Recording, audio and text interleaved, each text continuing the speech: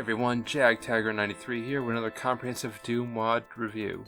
Today we're looking at Monti's Afterlife. This is a solo WOD of what the author describes as spicy combat. Now I really dug how the author used the alpha textures to try and make a convincing UAC based facility. Early on it looks the part. We have some sofas, some lockers, an atrium lobby area, even a break room too. However, the intention of the quality and detail isn't really consistent throughout the map, and some rooms are pretty bizarrely proportioned, and I did notice some misaligned textures here and there and some awkwardly placed switches. Also, the item placement could have been a bit better. What I mean is, it's nice that the author made sure supplies with plenty of environmental suits, and when I saw how many suits there were here, I thought that most of the map was going to be us wadding through toxic waste.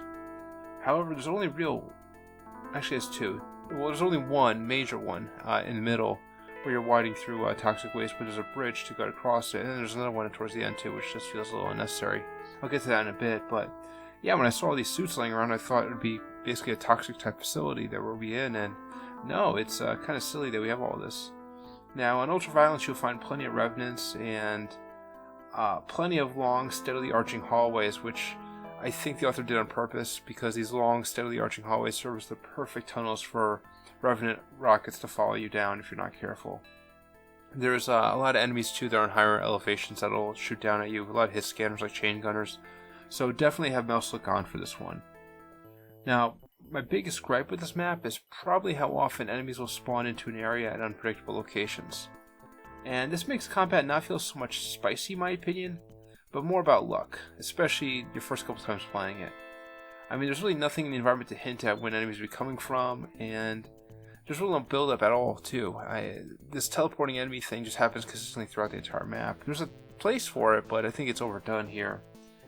Now, like I said, the author did try to make a convincing UAC type facility, but one thing would have been nice would maybe some teleporter pads so we can get a sense where they're going to come in from, or maybe have a teleportation room as well in this facility, but, that'd be nice. But yeah, nothing's more infuriating than firing rockets at, say, an archvile, and then boop, a pinky just spawns right between you and the archvile, and of course you catch the splash damage from your own rocket and you die, which is annoying and totally possible in this WOD. And I think the author realized this and how often enemies will spawn like right up in your face again and again, and the author tried to alleviate it with an easily obtainable BFG later on in the map, and that does help with the enemy ambush at the end, but still, the end does feel kind of messy and disjointed. So after you clear out this area of monsters, you flip these two switches, and the map is moving and stuff is turning, and you're just kind of left standing there like, okay, what do I do? Well, you're supposed to leave this area, go across a bridge, over some toxic waste. Then you'll see the exit, which is guarded by just one pinky, and that just feels kind of weak.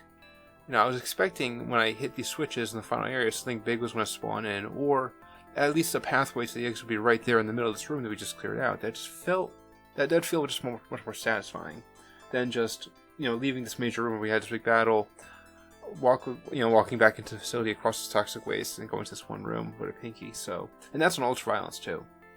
So yeah, really this WOD in general feels a bit unpolished towards the end, as if it was rushed. Now, despite all that, it's not a bad WOD at all. I rate this one a 62%, and I recommend you look at it. 62% is not bad. It's in the good category. Alright, and that's really all I have to say about it. Thank you all for watching. Now get playing. This is Jag Taggart 93 signing out. You all have a good one.